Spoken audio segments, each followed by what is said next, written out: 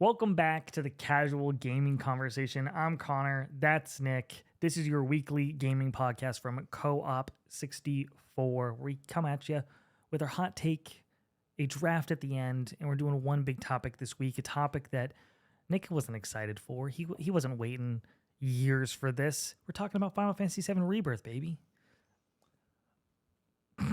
I'm about to cry.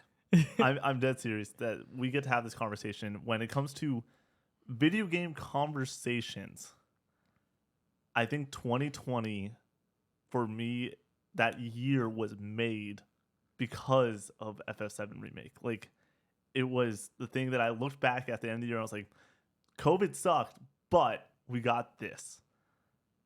And I've been waiting more patiently than I've ever waited for something. I'm like, it's going to just come out one day and it's going to be great and I'm excited to play it. 4 years too. Took no time. Yeah. So grand scheme of things, it went like that. And the big changes from being a freshman in college, getting pulled home for COVID, and now talking about games in a somewhat real way where people actually give a flying crap about my opinion and a little bit when it comes to Final Fantasy 7. I never thought in a million years I would have some sort of tie to this game on the internet, and I'm so thankful for that, for the people that are fans of us and JRPGs and fans of me personally when it comes to FF7 Remake. Like, this is just such a long awaited moment for myself, for this channel, for just everything, and I'm excited to discuss it with you. We're gonna have a spoiler-free conversation. I assume down the line we will take some moments, maybe bonus casual gaming conversation, maybe whatever, when it comes to the spoiler-filled aspect of this, because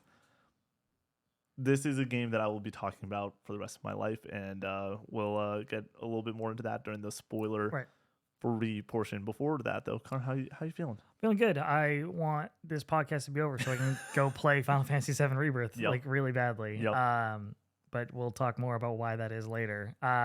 But let's hop into the hot takes now. I'm going to kick us off with this week's banger of a hot take. Banger. My gaming hot take for this week is more of a broad take. It can be applied to just about any piece of media, but we need to lock in on the spoilers on the internet. There are spoilers rampant everywhere for games new and old, where there seems to be an idea that there's a statute of limitations for when it's acceptable to spoil something, for how long a game has been out or how proliferated this game is. For example, Final Fantasy VII Original and the big spoiler for that. But it is my opinion that there are new people getting into this medium every day. Yep. There's new people being born to this earth that haven't played Final Fantasy VII, that in 10 years might want to play it and be surprised by what happens in it. And even though some of these games have spoilers that have transcended themselves, the spoiler in BioShock, for example, transcends itself. That is the thing that people talk about when it comes to BioShock, that we just need to lock in on trying our best to protect these moments for new fans of these games, that we have the ability to do that. And online, on Twitter, on social media, things are getting spoiled quickly nowadays, and it's very loosey-goosey on locking these spoilers down, and I don't like it.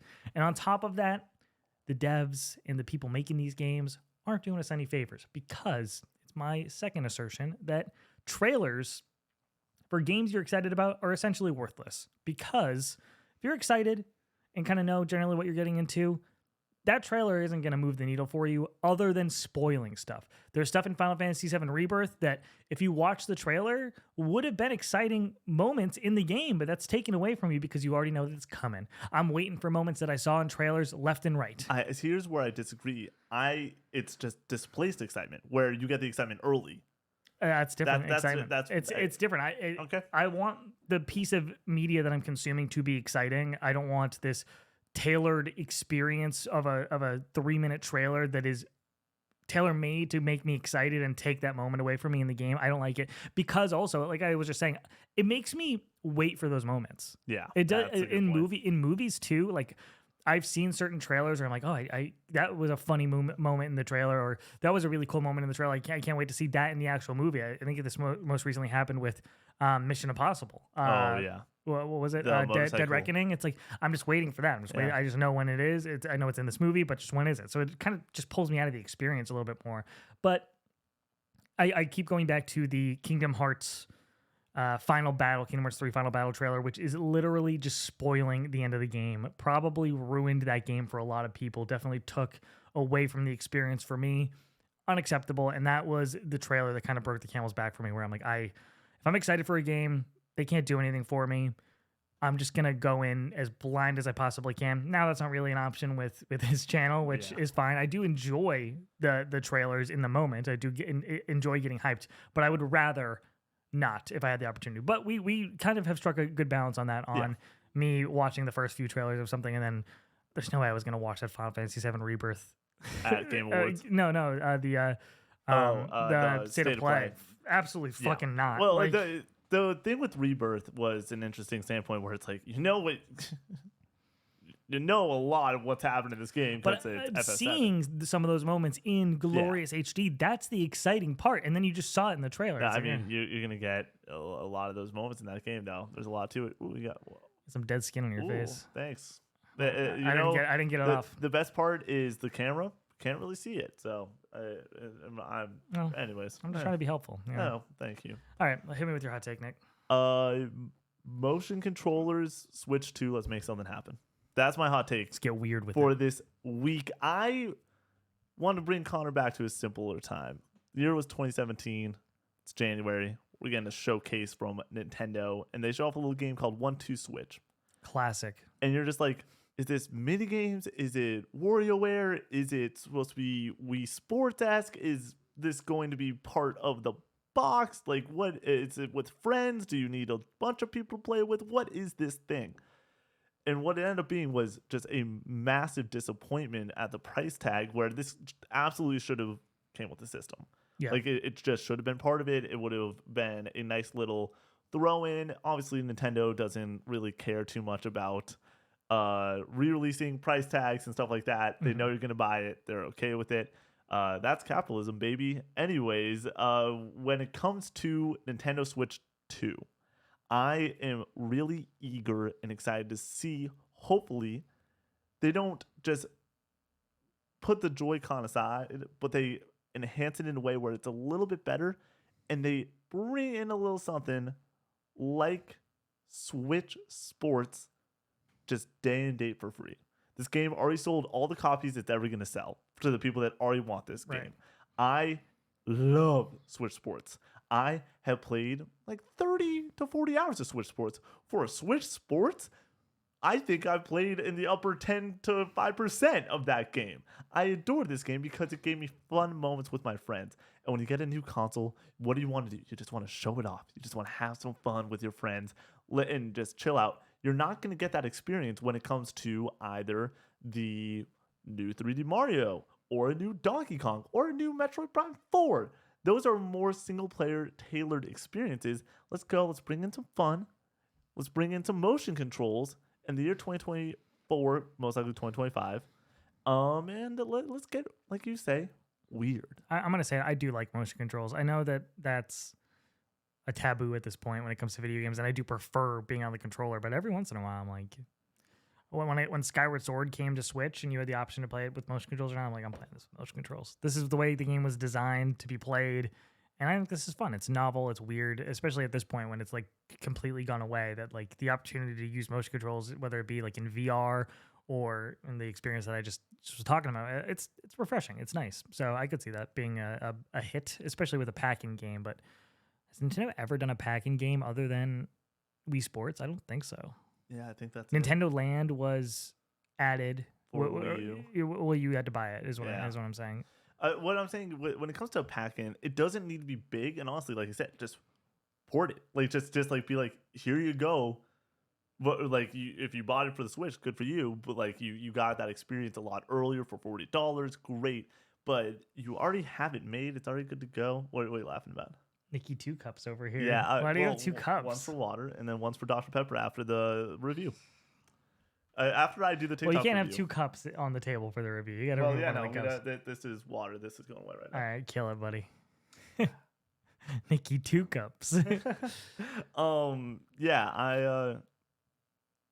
I just want to talk about Rebirth. Yeah, I got distracted by the 2 cups. I apologize Yeah. for interrupting you. That's how my brain works sometimes. All right, let's jump into Rebirth. Spoiler free. Spoiler free. To the best of our ability. If you don't want any information. Yeah. This is a major thing. After beating this game, I would recommend you fucking know nothing and just play it and enjoy it. Just said 5 seconds ago that you enjoy watching trailers. Oh, I love watching trailers. Yeah. But like, what I'm saying is, us talking about it might get you excited, or, but I don't want you to, as a viewer, like this even spoiler free. I'm just like, I just want. I want everyone to play this game. Yeah, there's certain things that like I know that are In a in the terrific game, way. but I don't know how they play out in the game, and like even like really basic things like when does this character get introduced? When Yep. I know the character's in the fucking game, but I don't know how they're gonna manage Yep. it in this game. And we don't plan on talking about those things. Like, this is I Can we talk about the characters that were shown in the trailers? yeah. I'll say trailer, not state of play, Yeah. but trailer things are on the table tonight. Like Yuffie is in the game, Yeah, and yeah. Kate Sith or Kat Shi, depending on who you ask. I mean, It's Kate Sith in the game. Yeah. But so we'll call them Kate Sith.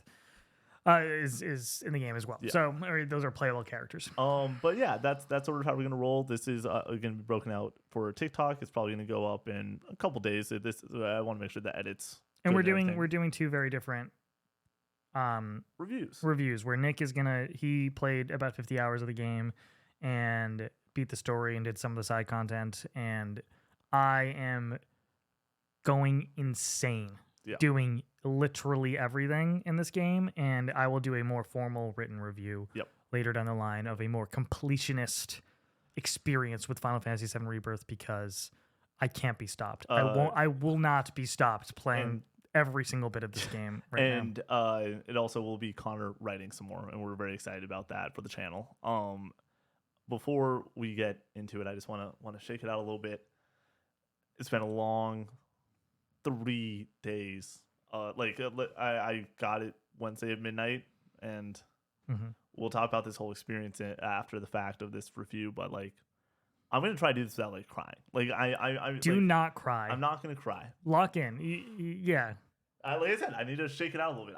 I'm getting a little bit emotional. Let's pour some Dr. Pepper. Like, this is Yeah, you had a very. I only got to play. I got to play Friday and Saturday. Yep. I played. Oh no, that's not true. I played a little bit on Thursday, but only a few hours. Honestly, I just got my feet wet because I do not think the opening of this game is very good, and then it gets very good once you get into the meat and potatoes.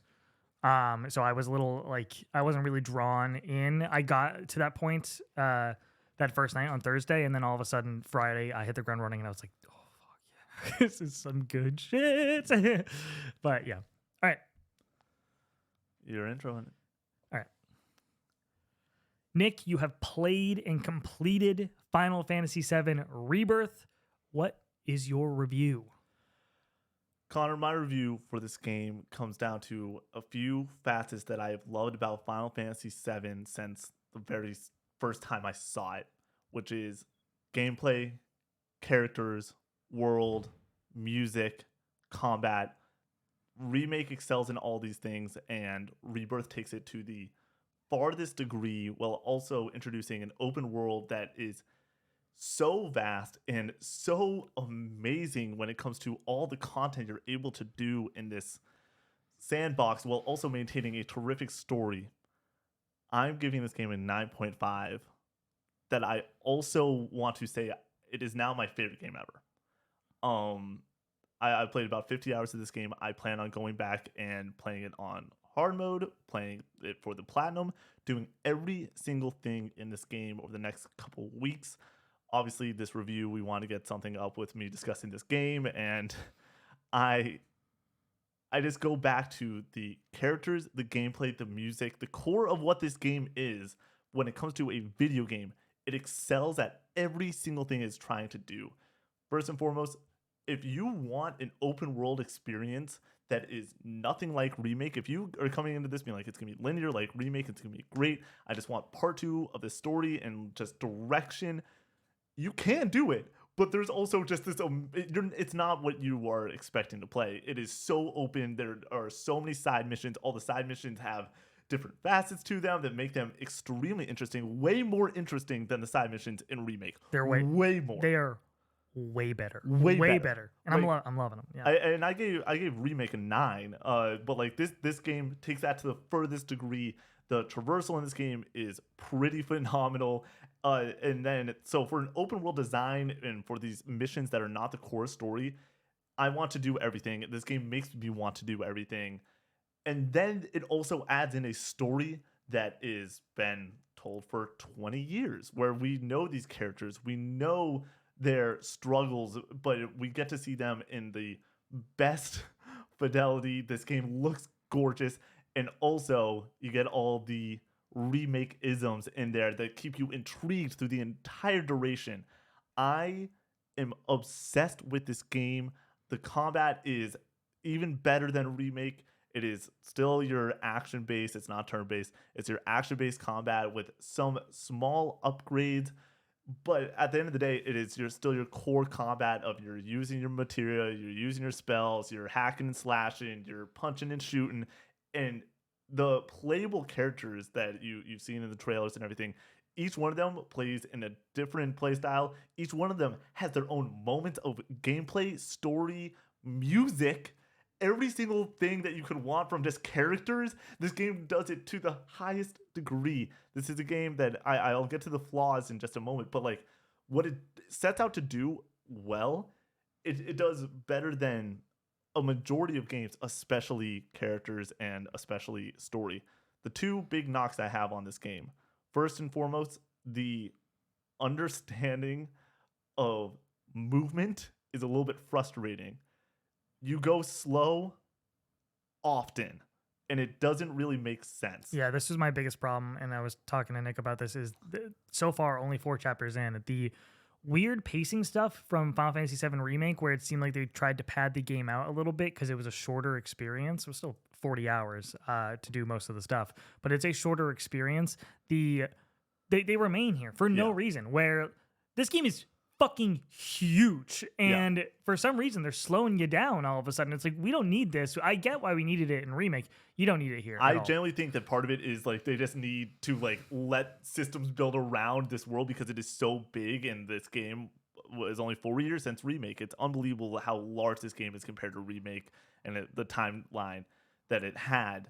With that being said, that's a little bit of a negative. The second negative is a little bit of pacing, where if you don't really love the pacing of the original in the same way that I don't, where this game runs you about until the halfway point, and if you know what's happening in FF7, you know where a good stopping point is in this game. It leads you straight into that area of the game. It's just paced a little bit funky at certain points, especially towards the end of this game. When it comes to story, you are so excited for the conclusion, and they keep on dangling it like a little carrot at the end of a stick. I'm so excited to see what's next, but it got to the point that I was like, am I enjoying this, or am I just waiting to see what happens next?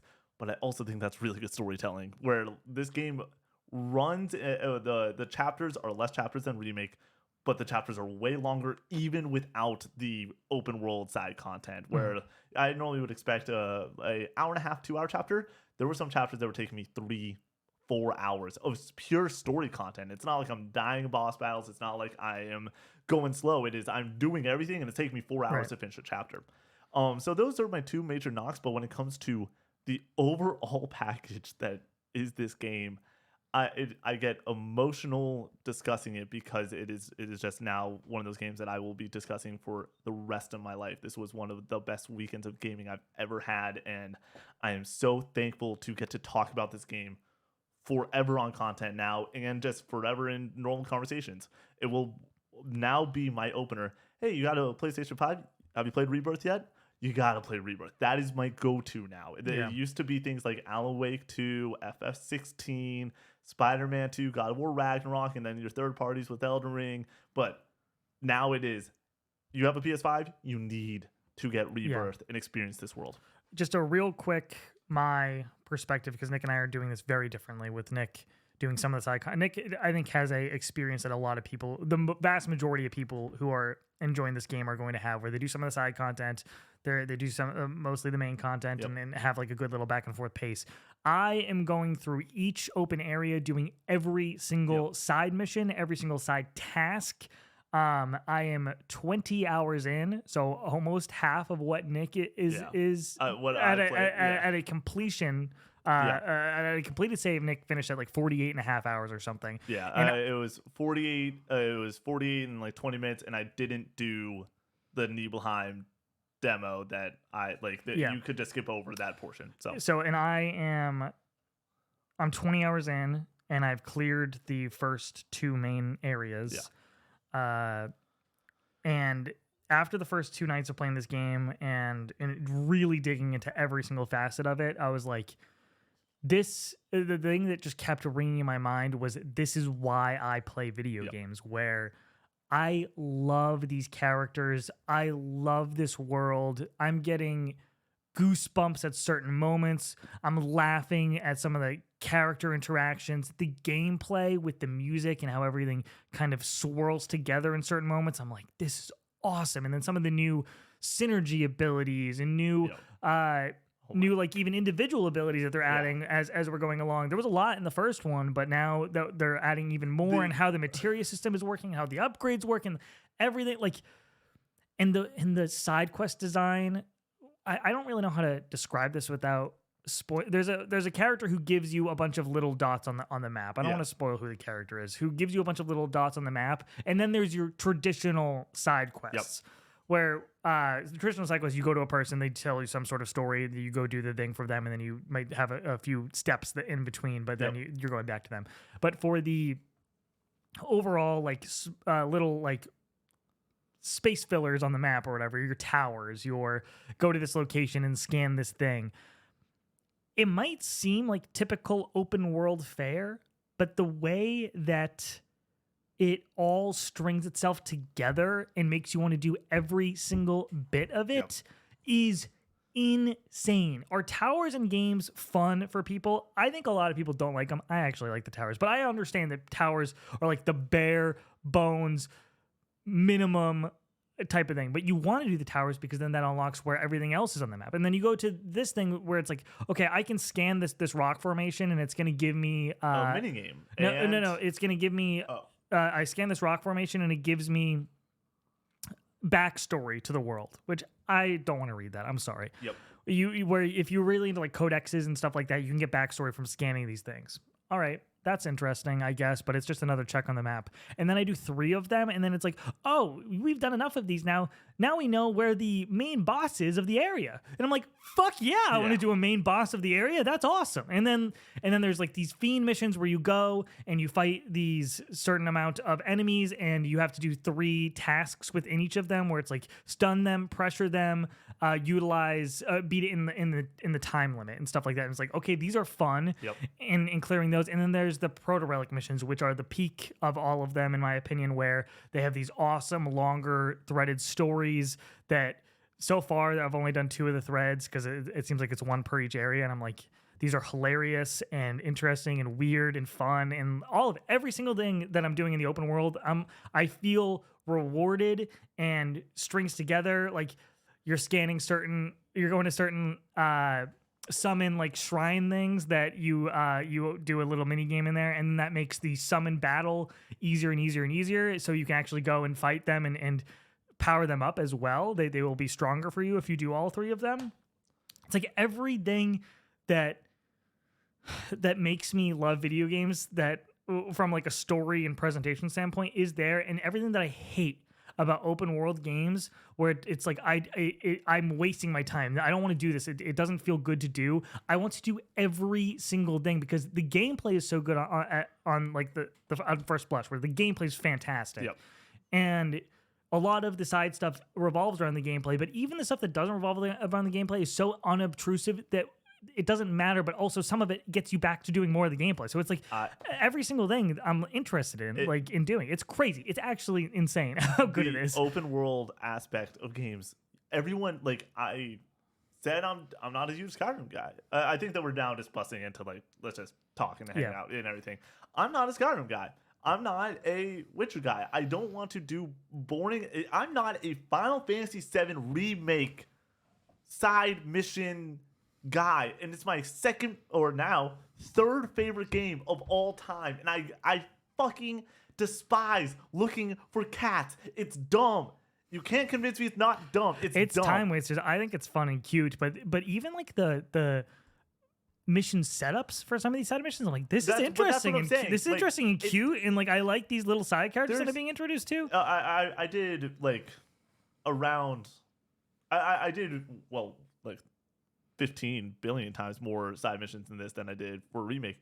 Every single one that I did has some sort of facet that interested me way more than when we did our remake subathon. Like I immediately was way more hooked, way more engaged, wanted to see these stories through. And the only ones that I didn't were the ones that I was like, okay, that's going to take me a long time. Like, and I need to just keep pushing, but like, I want to do that. I'm going to do everything in this game. Yeah. I have never, ever, unless it is a like 20-hour or less game, been like, I'm going to do everything. I want to do every single thing this game has to offer. I want to do subathons. I want to play this game during the winter time. I just think about every single scenario of me playing this game. It doesn't stop. I'm allowed to now get a little bit emotional because fucking Christ, this is something that I don't know if this happens too often in life, where you have something you are looking forward to so much to the highest degree. 4 years of like my love of video game music comes from Final Fantasy VII. My love of video game characters like it originated from things like Uncharted 2 and The Last of Us. But I've been on this podcast saying the cast in Final Fantasy VII is the greatest cast in anything ever. For it to deliver to this level and give me one of the most unforgettable experiences I will ever have with story, combat, characters, music, world, it's so good. I'm so excited to do every single thing this game has to offer because honestly, two things. One, I want to, and two, it deserves it. That's how fucking good it is. Here's a great thing about wanting to do everything in this game, and this goes back to the open world design and not wasting your time. This world's big. It's not too big. It's not like crazy, like open, empty spaces. There is some empty spaces, but the way that stuff pops up on your map, our cameras is broken. We are going to get back to, I'm just going to keep talking. So I apologize if you're a video listener. The way that everything is laid out on the map is actually insane with how it draws you. You finish one thing and you're like, okay, I'm like a few hundred meters away from this thing. I'll go to this thing next. And then, I'm already close to this next thing. I might as well just go to the next thing. I'm already here. Like my first night of being in the open world, I legitimately said I was going to bed like an hour and a half before I ended up going to bed, where I was like, well, I mean, I might as well just do the next thing. I'll just go to this tower. And then there was one more thing right there and one more thing right there and one more thing right there. And then all of a sudden hours had passed and I had cleared out another half of the map. And I was like, and I finished it and I was like, I cannot wait to get back tomorrow to do more of this. And that has remained where I'm only in the second area. I've cleared out the second area, and all I am just begging. Let there be like 3 or 4 more of these, please. I just want more areas to do more side content because and that's not to say that I'm not enjoying the main game content. I am loving the story so far and am smitten with these characters and how they play off of each other. I think that I've audibly laughed and smiled and grinned like crazy with some of these moments that I can't believe that they're so video gamey, but like in a charming, fun kind of way that I want more of those, and I'm excited to get more of those. But when I'm in those moments where it's like, okay, this is a story chapter. Like I'm gonna be just focusing on the story for right now. I'm like, this is great. This is great. I cannot wait to get back to the open world. And then once I get back to the open world and I'm doing all that side content for 10 hours, I'm like, I can't wait to see what happens next in the story. Like it's all a treat to behold. And here's the thing that I really want to hammer home when it comes to my opinion in comparison to Nick's opinion on Final Fantasy VII Remake. I think Final Fantasy VII Remake is like my fifth favorite Final Fantasy. I think it's a very good game, and I enjoy it quite a bit. I love the characters, I love the world, I love the soundtrack. I think there's better Final Fantasies for sure. Final Fantasy VII Rebirth improves on every facet of that game and is a way better experience so far. This could all change, obviously. I'm barely scraping into it 20 hours in, which is a crazy thing to even say. I'm 20 hours in and I'm barely touching this game. So, with that in mind, the fact that I don't have rose-colored glasses for Final Fantasy VII, like Nick does. Like Nick's coming into this with really high expectations, and they were exceeded, obviously. But for me, I'm coming in as a skeptic, of course. Like did I think this was a guaranteed slam dunk? No. Absolutely not. And am I so far just so pleasantly surprised where I think this. So far, this is a better experience than Final Fantasy 16, probably that I'm having, and the fact that this is 3 games too. Oh my! Like, they needed to do this. They clearly, clear as day, needed to split these games up. I will not hear slander on that front that it's a money grubbing deal. 40-hour game, and apparently it's going to take me like 120 hours to finish this game. This will be the longest game I've ever played in my entire life. If it actually takes 100 some hours to just, I think it's going to take you 100. Do all the side content because there is so much side content, and I haven't even seen some of the types of side content yet. I haven't gotten to the mini game location yet, as you know. That like there's even more. That's something that we didn't touch on. 2 things. One, the fucking amount of minigames in this entire thing is 2 words. Queen's Blood. Queen's Blood, dude. Queen's Blood. This is the stupidest thing I've ever done, which was, hey, FF9 streams, you know, and you love them if you're there. If not, check out twitch.tv/co_op64 to watch me play more Final Fantasy 9. I love a good card game. Nick is the Tetramaster. I love playing Tetramaster. I love, outside of gaming, cards. Yeah. I just love poker. I love cribbage. I love gin. I just love playing games that I'm able to sit next to some friends, share a cold beverage, and share some laughs. The card game in Final Fantasy VII Rebirth, I straight up said, Nick, at the start of this review, I was like, you're going to play some of it, you're going to understand the mechanics, so you can discuss it, but you cannot get obsessed.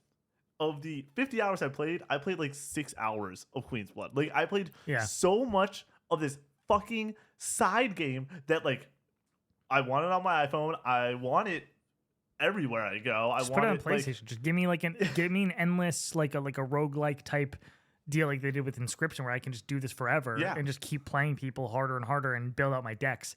Because Queen's Blood's another one of those things that pops up on the map when you get to a new area, and I was like, I beat everybody in the first area, and I was like, that was great. I can't wait to play more Queen's Blood. And then more popped up, and I was like, yes, let's go. I cannot wait to play more Queen's Blood. And it just keeps getting better and better. And it just scratches some kind of itch in my brain that I love. The best part of where Connor's... by the way, I want to make this also very clear. I had the internal debate between critical and emotional of whether I was giving this game a 10 out of 10 or not. I feel like you can't. There's just clear flaws. There's just not just clear flaws, but when I say that this game is a 10 out of 10 for me, is not a perfect game. It's a masterpiece. No. It is something that exceeds the medium of what gaming is trying to be. Games like The Last of Us, games like God of War, games like Portal. Games like The Last of Us Part 2. We can talk about that now. The Last of Us Part 2, I think, is my perfect example of a legitimate 10 out of 10. I cannot point to anything in that game that I think is a major flaw. Yeah. So with the Even a flaws that I really presented, minor I flaw. gave it a 9.5.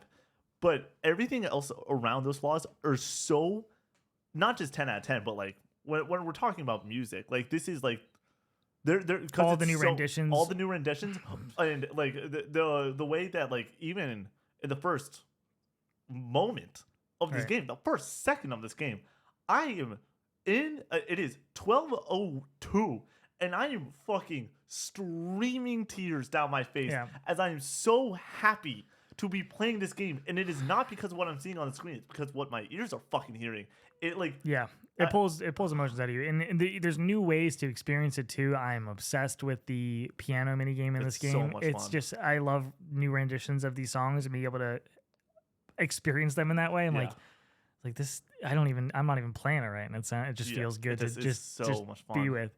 And It took me so long. As someone that plays a lot of music, and it might have been because I'm playing this at like we'll get into the process of this where like this was very much not a hey Nick, we really need you to review this game like for the channel right now. This was I am obsessed on playing this game at whack hours of the fucking night. Like and I yeah, want Nick to finished review it at 5 or finished it this morning, but finished it played it this until morning. 5 a.m. So yeah, we'll talk about. We want to talk about it now real Sure, quick. yeah. Started up on Wednesday night, midnight, play until 3 a.m. Next morning, I'm exhausted. Nick took off. I took off Thursday and Friday for Yeah. this game.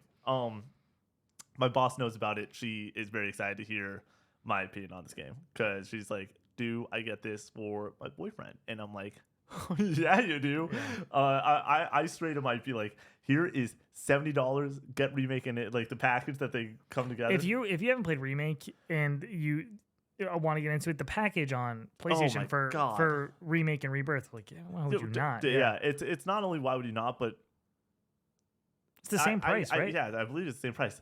Remake does things differently, I can't wait for a full playthrough but of this like game to go through Remake and Rebirth. Like, I don't care about being full time for this thing in general in a major way. I think it would be nice, whatever. I want to be full time just so we can do a subathon where we sit down and we play the original Final Fantasy VII, and then we play Final Fantasy VII Remake, then we play Crisis Core, and then we play Rebirth, and we just do a crazy fucking subathon that breaks Twitch about Final Fantasy VII. I think you do Crisis Core into 7, Into 7. Oh, dude. 7 Remake, Dude, into Rebirth. Rebirth is a game that I told Connor this about 5 hours in. It will be on every single 24-hour stream, 30-hour, 48-hour, whatever fundraiser, charity, like just whatever we're doing that is long times of streaming. You bet your ass I'm gonna be playing Queen's Blood or doing some side missions or going after a new level or trying to max out a certain thing, like or just going for high scores. There's mini games in this fucking game that I'm like, I don't just want to win. I don't just want to get a S grade. I want to see how fucking high I can go. I want to see how much I can fucking dominate. And I want to do that for a side minigame that is supposed to be 5 minutes of your time. I'm like, that's my shit. Like, this game has so many of those. It will be part of everything we do. To get back on it, yes. So Wednesday night, I played a few hours. Thursday morning, wake up. Did not feel good. Like, I was like, you should not have played till 3 a.m. So I started getting going around like 1. And then I played till like 4 a.m. And that's basically what happens Thursday, Friday, Saturday. Saturday, the culmination being it is 11 o'clock. My phone is bleeping as it does at some regular clip. We're in some group chats. And I just go and I'm like, I'm going to do something I normally don't do. I'm going to put my phone in another room for a video game. I do it for work every now and then, and I do it when... I got to get better about that. I turn my phone off for this game for a few hours. And so I put it in the other room. It's like 11 o'clock.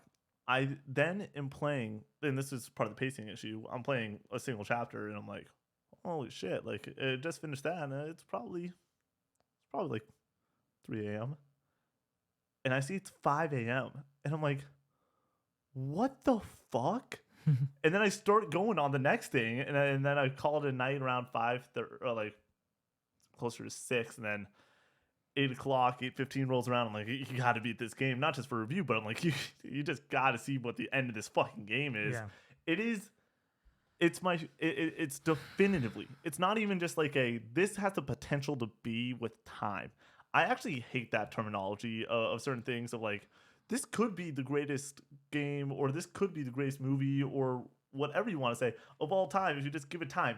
When it comes out, it is what it is. Unless they add things to it or don't, it is what it is. I just think your opinion can change in the overall opinion, because my opinion has changed on plenty of games over time. Where I finished God of War 2018, I was like, that's my favorite game ever. Yeah.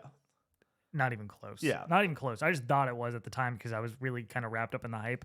But with that being said, I think my thesis for my review going down the line as I continue with this, just based off of my first 20 hours, which is so crazy to say. I played 20 hours of this game and I am maybe 1/4 of the way through. Yeah, you're about 1/4. It depends on how much side content I do. Because I know there's a location that has I think a lot of side 1/3 of the way through. I think you're about 1/3. Okay. Yeah. Because those first couple locations are some of the biggest in the game. I know, but if there's still, we'll talk about it later. But I know what location you're talking about. Yeah. My thesis is that this is the perfect example between favorite and best, what that looks like. Because are there clear flaws that I can point to about the padding and all of that, and some visual hiccups and stuff like along those lines? This has the biggest downgrade from performance and graphics mode I've ever seen in my entire life. It runs at a buttery smooth 60, but you're giving something up. But holy crap, that 30 looks awful. You can't change it right away, and it made me sick to my stomach if you boot up the game and don't change it from the main menu. But anyways, I'm having the most fun I've had playing a video game in a very, very long time. What's something tangible that, like, how long has it been? Because I legitimately think back to, like, I loved playing Alan Wake on stream. Final Fantasy 16 was a true treat. I'm having more fun playing this than I did Alan Wake 2 and Final Fantasy 16, where I love those games and I think they're arguably better games. I think Final Fantasy 7 Rebirth is the most fun I've had playing a video game in maybe since Ghost of Tsushima, when it comes to or something like that. That's the other thing. The I'm just of the fun per minute. I'm just smitten with everything. Like, that's the word that keeps, like, I got love a schoolgirl crush on this game. Yeah, dude. I got my feet kicking up and you're dangling the feet. Yeah. Have you heard about this facet? It's called fucking Queen's Blood, dude. Yeah. Like, it's so, like, Queen's Blood, and then Fort Condor I just got to, and that's going to be another problem in my life where it's just I love playing that, and just so on and so forth, where it's just like I love just about everything that I'm playing so far. So I can't wait to play more. The story is interesting so far, but I think it's, for the most part, what you would expect from if you played the original. So we'll see. If you know about how this story could potentially go. Which I think is, I do, just from very broad strokes, I think it is you know the result of it. I don't yet. I think it is one of the most ballsy, amazing moves in video games, the way that they are handling this remake. I think it is so fucking cool to do what they are doing. And if you don't like it, I get it. But for me, I think it's awesome. I'm trying to just, like, shut it down. Yeah. I did that, and the camera just shut off right when I did that. I don't know. We're just gonna, at this point, we have to shoot the draft still. Oh shit! Yeah, I'll set it up right after. Are we? Let me know when we're good to move to draft, and then I will set up camera. What else do you want to talk about? Talked about the side missions. We talked about the characters. I need to harp on it once again. The music in this game is definitively my favorite soundtrack. I'm going to, like, I have a gaming and movie soundtrack playlist that I use and normally I pull 1, 2, occasionally 3 or 4 songs from a soundtrack like into this. Final Fantasy 7 Remake is the #1 most at 5 songs. That is a ton of, like, peak music that I want to listen to all the time when it's just background music and I just want to have something going. I'm now like 48 fucking songs to this playlist. Like, this is just it's so good. Like, I the fact that I have almost started crying multiple times during this podcast, and the fact that, like, this isn't spoilers or anything like that. In the first few chapters that Connor's played, and it's just, I am crying due to hype and love and just pure happiness. Like it is just pure. There's something with these It characters. hits. It's got this special sauce Yeah. that you can't really point to what it is, that only a few pieces of media have. I've discussed this in Discord and on other platforms where I seriously just like, I don't know what about Final Fantasy is so special to me and so many other people, but it's just got that thing. It's just got that thing in it. It's got that dog in it where it's just different. It's just better than other JRPGs of the like. I don't know what it is necessarily, but when you see it, you know. When you see these characters interact with each other and you see the world and the creativity, it's just like, oh, we're back. What happened? I think that it is an issue with the way the cord is tethered right now. I think that it was not securely put in. Gotcha. Yeah, we really should get a different cord. That's just not a long enough cord. Yeah, it needs to get longer, and also needs to get it's so interesting because that like Has like a wedge, weird the T. 90 degree angle actually works really well for what we're trying to do. Yeah. But it does look a little bit weird. We have an HDMI mini and micro split cord, and that is what we're discussing right now. Yeah. That's why the camera keeps turning off. So I yes, apologize. the beauty, like we said when we got all this new tech, please forgive us. And We don't know what we're doing. We don't half the time. This is the definition of like, oh, it's broken, just turn it off and turn it back on again, trying to make some things happen. And so that's what we did. Let's dig into the combat real fast. The synergy abilities, dude. So I'm still trying to understand some of the aspects of it a little bit. So when you hold R1 and can do certain abilities with teammates, were you doing a lot of those? I feel like I wasn't doing any of those. I'm not doing any of those right now. The reason I don't do them as much is because I'm more focused on upgrading materia and like using my main attacks, because I've noticed, even though they're flashy and they look cool, sometimes they're not hitting as hard as just a classic. So I'm talking about triple. the hold R1 I know, and then press circle or triangle or whatever. Not the the ability. Okay, yes, right, the synergy abilities. Small, the small little. They don't feel like they're really worth doing anything. They don't hit as hard, and so I sometimes would do them just for fun. The amount of times in this game, Connor, during the combat sequences where I'm like, I know it makes more sense. You have 3 people in combat. These 2 are doing a synergy ability. It makes sense to switch off of these 2. Oh, you're watching the shit go I all the way watch through it every time. There was a moment. She's badass. the last, like, some of the last boss sequencing where I'm just like, I this is my first time playing this game. I want to remember certain combat moments in that way. And so instead, like, I was like, I might need an extra Phoenix down just because of what is happening. Worth it every fucking time. Yeah, if you don't know, there's these abilities where 2 people can team up together based off of certain charges that you gain by using your own individual ability. So it promotes you going from each character to each character, use their abilities, and pump up the damage that way, and then you get to use a really flashy team up move. Yep. And I'm barely scraping the surface of these at this point where I am in the game, and I'm already just in love with it. And you gain new ones through this new upgrade system called folios, which so it no longer is it like the crystal planetarium basis of like your weapon upgrades. It's now it's a little bit of, it is more combat centric upgrading, not weapon centric. And then if you want to upgrade your weapons, there's these little like modifiers for each weapon, and I think you gain, because I just got to one where Red 13 has 2 of them. I was like, oh cool, so like there's going to be multiple that you can kind of change it now, which are kind of like little materia additives or whatever that are just like stat they're additives. The little walking around cash, like you're not you're not like this is gonna really change the way I'm playing, but it's a nice little I don't know, bonus. like 200 extra HP or 5% of faster ATB recharge. That's what I was gonna say. Yeah. So I think that stuff's really cool and really fun to play around with. It all just kind of funnels back into itself. All the characters so far feel very different and each have very unique play styles and things that they're good doesn't at. Stop either. Yeah, because I still haven't unlocked the 2 other characters that come along. And when then on top of all that, like there's little things like the parrying in this is a lot better Was there any parrying in the first one? I don't. No. Other than holding R1 as Cloud in operator mode or whatever it is, or Punisher mode. Yep. I think that was it. And then this one, like, oh, bink. I want to shout out something so specific, but this could turn like somebody from a maybe buy to a I'm buying this thing.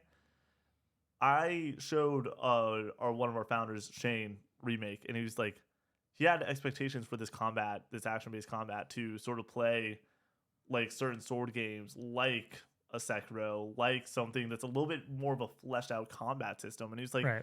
well, I'm using my L1 to like use things a little bit faster and like keep things rolling, but it's not like giving me what I want when it comes to moment combat. Like, why do I have to take damage? I don't want to take damage. Like, why do I have to block and take damage? That's not as fun for me as outskilling damage, basically. Right. I told Connor this, I think, the second day. I am blocking everything. Yeah. I am, and you can roll through stuff now too. Oh yeah, to avoid damage. That was not in the first one. You can roll, you can block. The combat systems in this game, they were like, hey, what sucked about this game? Let's fix every single thing that we can tangibly fix to at least, like, not everything is gonna be 1000% perfect, but they got a lot of things 999, like to the so close if not perfect. And I think combat's a prime example of it, where like Cloud, he can't really hit things in the sky that well. Let's give him a ability in his main combat system that is able to hit that things drags in him the sky. straight to it. Yeah, Like, or you can use like you can like send out wind gusts or something like that, which is cool. Like I am so thankful that not only did they listen to the fans, but they were also like clearly they went in with a plan when it came to story and when it came to open world design. The fact that this game is an open world game with the way the first game plays, I thought that this would be a lot more open zone. This is straight up open world with multiple large. It is zones. Open zone, but they feel very big. They're extremely large zones. Yeah, they're so large that I consistently you feel the scope. You feel the like you're on a big old adventure, which is cool.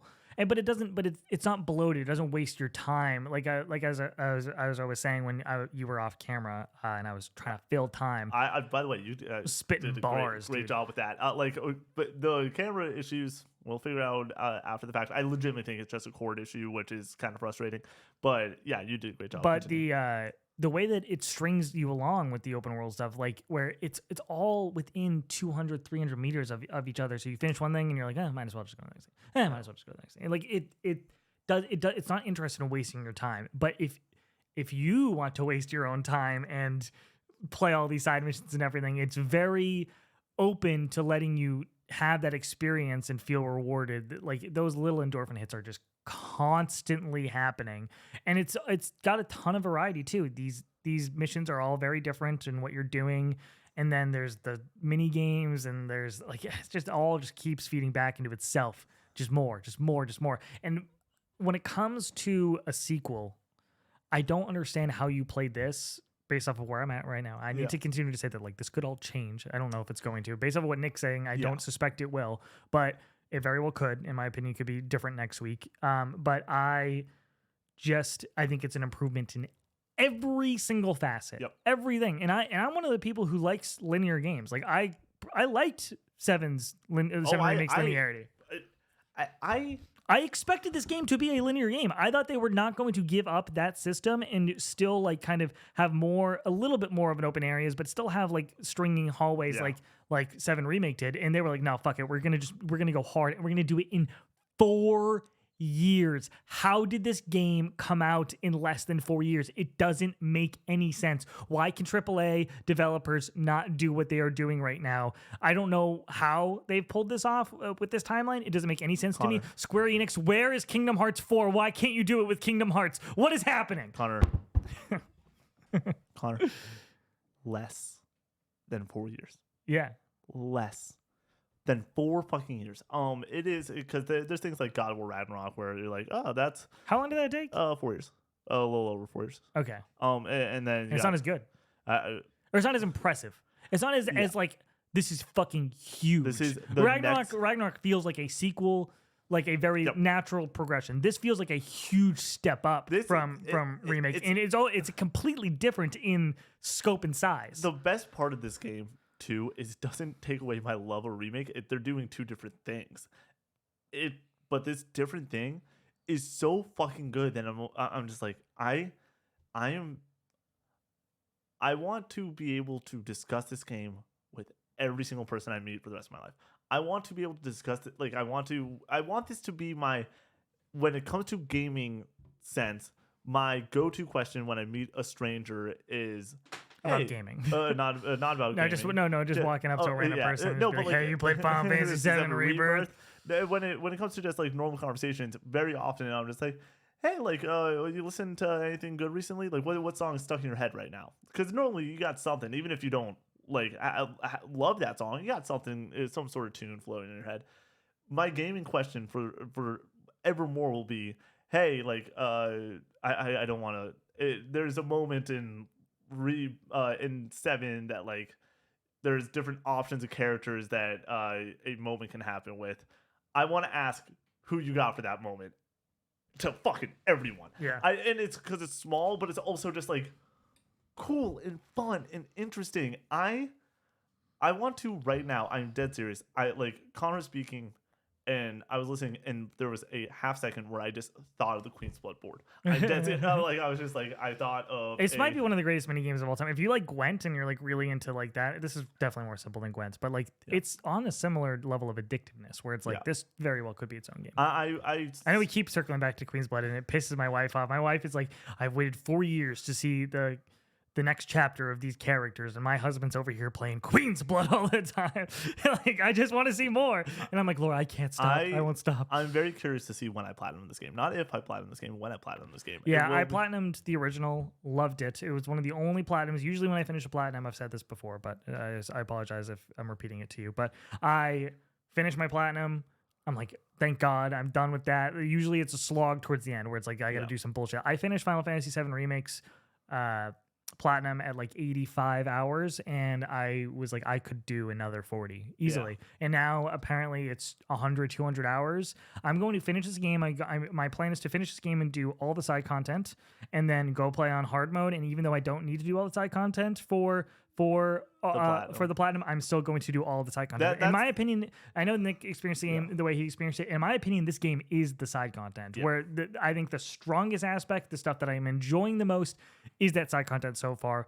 And that's not to take away from the main content, where I'm like, this is still really good. But that's not me. This is not me to be like, I love all the side content. I usually am a linear. I would rather just it not even be there altogether. For me, I've said, I don't like meaningless side quests, and when you have an open world game like this, it almost feels like 70 to 80 to sometimes 90% feels meaningless. And I'm like, cool. I think FF16 is a great example where like, hey, there's like 20 to 30% of this that like you really should do. Like, it's really really fucking good, dude. And I'm like, cool, but I don't want to deal with the slog of the other 70% when I'm literally just having the time of my life. My issue with 16 is that it's so unintrusive. A lot of them you can get done really fast. You can just get in out, you know, like just grind out the side missions really quick. And while I would prefer them to like, I almost kind of prefer it that way rather than like being really in depth and long in some instances where it's like it just feels like it's taking forever to get through all the side content.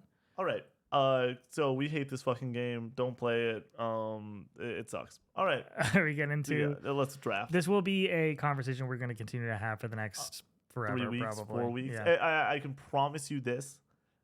I can say basically without a shadow of a doubt. Shadow being the key word, because Shadow of the Earth Tree could do it. This is going to be my game of the year. This is my game of the 2020s. The last time I felt a way about this game, the same way I feel about this game as I've done before, is The Last of Us Part 2. And before that, Remake.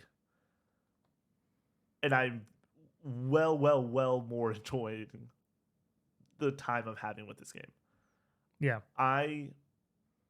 This will be my game of the year. This will be... I felt that way about Final Fantasy 16 last year, where I finished it and I was like, this is for sure going to be my game of the year, and then now I'm like 2 games. Well, like, that's what I mean, where it's like, something would need... Erdtree would need to impress me in a way that I'm just like, yeah, this is... Nick, Stellar Blade. Yeah, you're telling me the butt game isn't going to do it for you? Not going to talk about the things that are in this game, Connor. Yeah, this game is horny. Yeah, this game is unabashedly horny. Yeah, Which yeah. I mean, like sometimes it's funny and goofy and lighthearted. It's okay. It's okay to be a little horny sometimes. Yeah, but like this is going to be we're gonna if I had my druthers, it is 2020 or it is 2030, and we are doing what is the best game in the past 10 years. My answer will be Final Fantasy VII Rebirth. Best is very No, different than sorry. favorite. What's your favorite game for the past 10 years? I don't know if there is going to be another game that comes out that is not named Final Fantasy VII something, aka the next game in the series, that I enjoy more than this game. It has done every single thing that I could ever want from a video game. I am completely, unabashedly in love with this game. I am so excited to play it on hard mode. I'm excited to platinum. I'm never excited to platinum a game. I'm excited to platinum this game. I'm excited to do every bit of like this is. I don't sound like me right now. Like this is all stuff that you don't hear me say. We are going a little bit in circles on, but we're just gushing at this point. Yeah. We're just keep saying the same thing over and over again because we just are so excited Let's about draft. Who gets first? it. You do, and Hell you yeah. so you need to do the explainer for. We're doing third-person shooters, but it's not. It doesn't need to like. You can't do what was one like I think like, but a focus on the shooting. Yeah. That's kind of what I would say. Ladies and gentlemen, today we are drafting the best third-person shooters. We're talking about the mechanics mainly when it comes to these picks. We don't just want a great story or a great overall game. We're talking about how does it feel when you're on the sticks playing these third-person shooters along with a great story, a great package. And with my number one overall pick, I'll pick a masterpiece. Resident Evil 4, Connor. This game does it all, whether it is the slapsticky comedy that hits every now and then or these awesome moments that make you feel like a badass. Resident Evil 4 is peak horror action. The original or Remake. the remake? But I said Resident Evil 4, and that's yeah, all Resident Evil 4 was my number one on my list as well. Yeah. So there's Yeah, that. I mean, good job. Shoot. You really are You're putting not gonna me. say good job to me. You're putting me in a horrible position at this point. Oh. By the way, real quick, this Atari thing, the like triangle sort of looks like a blue Q in the game. Like I'm an NPC, and I it's all I can think about, guys. It's all I can think about. Like I'm just like Queen's Blood. Okay, let me make sure I know what I'm doing. Fuck. Okay. I'm gonna do like something from the heart, and then I'm gonna do something that I think will get me a lot of votes. With my first overall pick, I can finally say it. We're gonna go with The Last of Us Part 2. We're not talking about the story here, or if we're talking about third-person shooters, I think this game's gameplay is immaculate. It is extremely satisfying.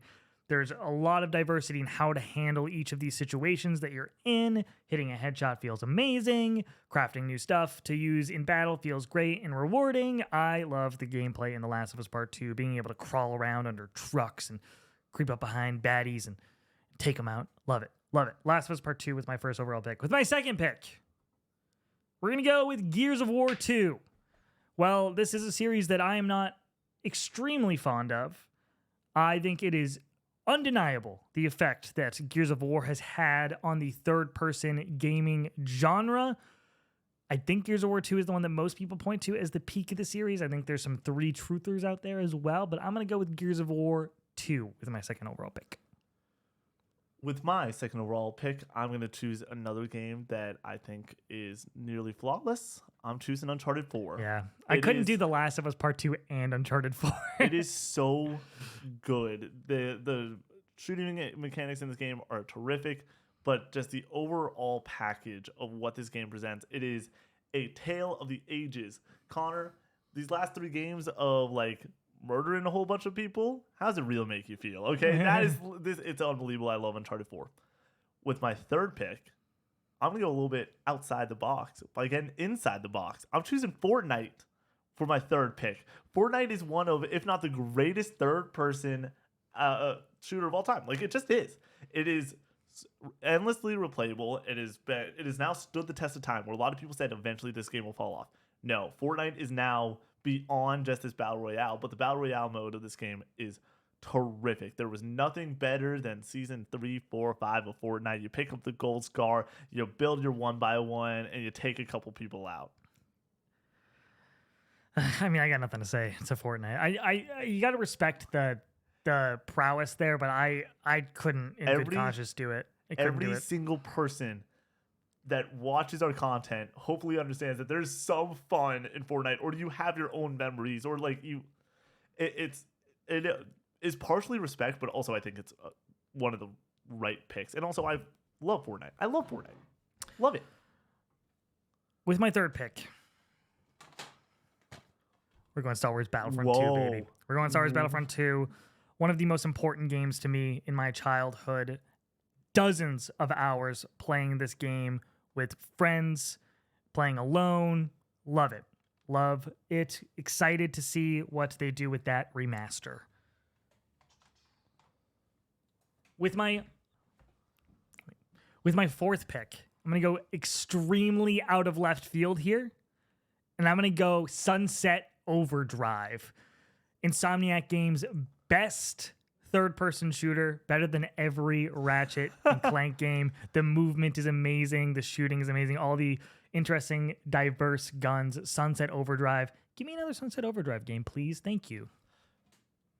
My next pick is Ratchet and Clank Rift Apart. It is just so much better than Sunset Overdrive. It is the best Insomniac game ever. Not what the about best, Up Your Arsenal, not Nick? The best. What about Deadlock, Ratchet and Nick? Clank game. The best Insomniac game ever created. Ratchet and Clank Rift Apart, the movement, the graphics, the actual gameplay is at such a high level. You are smiling the entire time you were playing this game.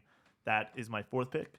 And my fifth pick, I'm going to go with Connor's 2023 Game of the Year. My Game of the Year runner-up. I'm going to choose Alan Wake 2. I'm choosing 2 out of the horror genre. The gameplay main mechanics of this, it's unbelievable. The shotgun feels the way you want a horror shotgun to feel. The pistols feel the way you want to feel. Like every single aspect of the main core gameplay when it comes to shooting is terrific. But the moment I want to go back to is We Sing with the flare gun. That moment of you feeling like you are, it's the moment of the year besides the Bahamut fight last year. Like it is on another level. I adore Alan Wake 2. It is one of my favorite games of all time, and it deserves to be on this list. Show me the champion of life. With my final pick, I'm going to go with a game, rest in peace, Spec Ops The Line. Recently pulled from digital storefronts. This game is extremely important when it comes to narrative and how it tells its story and subverting expectations. But when it comes to the actual shooting mechanics, I think it's rock solid. But it is a great vehicle to experience the story. It's a game that I think everybody should experience once. Spec Ops The Line with my last pick. And there we have it. I know you just shut your fucking mouth. I'm trying to go home and play Final Fantasy 7 Rebirth. If you keep talking, I can't do it, Nick. Connor. Have you heard of this game? The last thing I want to say before Connor closes this out. That was a good draft. Yeah, that was a great. I think I crushed you. I think that we had 2 very different teams. I tried to have like a lot of diversity here. Yep. The thing is, real quick on the third person shooting aspect, like there's games like Red Dead Redemption 2 which have not good shooting mechanics. It has lock-on shooting mechanics, which is not good. Mass Effect 2, which I think is an excellent game. I actually like the shooting in that game quite a bit. That was my number 10. I had Returnal. I had Dead Space pretty far up there. Dead Space remake on but there. It's the same situation where I don't think the shooting in that game is like really. I think the plasma cutter is that is the standout from that game. I had Up Your Arsenal, and then I had Vanquish, Platinum's Vanquish, a game that I need to play, but I've heard really good things about. Shinji Mikami, the maker of Resident Evil 4. I wanted to also shout out Helldivers, because holy shit, that game's fun. Helldivers does have really fun shooting mechanics. Metal Gear could have been a choice. Metal Gear is but I guess you don't really count that. Somebody pointed out that MGS5 has the same movement as Helldivers does. It's spot on. Yeah. It's crazy. But before Connor closes this out, I personally, if you made it to the end of this episode, want to say thank you for letting us in general, and obviously thank you to Connor for getting me into JRPGs and wanting to play a game like Final Fantasy VII Remake in the first place. But to give us a platform to talk about this game is it something that I like. If this all went away tomorrow, I would be so thankful to do this podcast. And like this exact game is all I could ever want one person to listen to, let alone a couple hundred, a few hundred. And it really is humbling. And so this is the bar too. I think we're going to keep talking about this all year, because when games like Rise of the Ronin and Stellar Blade and Shadow of the Earth come out, this is going to be what we compare it against, I think, because I cannot imagine.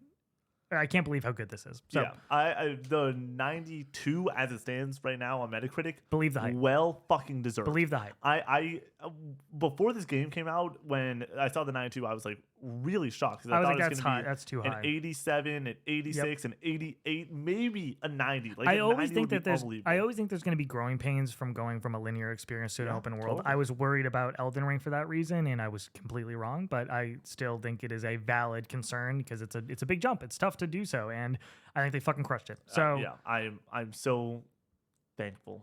All right, I'm done. I'll talk to you guys next week. All right, that was your casual gaming conversation. Thank you so much for hanging out with us for another week. We hope you enjoyed this discussion. If you want more of us, check out the Twitch page, @co_op64, to watch us stream Monday through Thursday. We're doing Super Mario 3D World on Mondays. The three of us on the couch. Brady.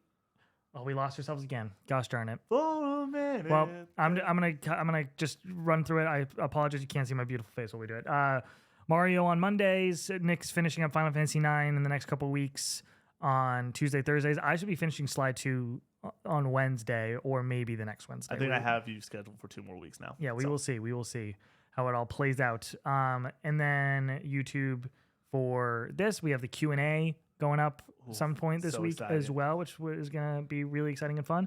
And then new TikToks every single day. Join the Discord. If you need a link, please just at us. Just let us know. Just let us know. Or go to the link in our bio on the TikTok, my bio or Nick's bio, or the Co-op 64's bio.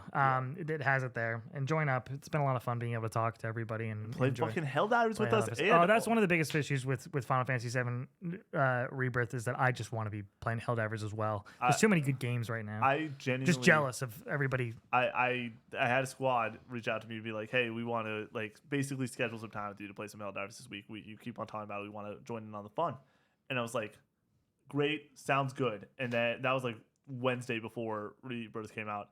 Friday afternoon, I texted them. I was like, not a fucking chance. Yeah. Not a chance. I'm good. playing anything else except for this game for the next month. All right. Thank you guys so much for being here. You can't see me, but I'm throwing out the peace sign. Peace out.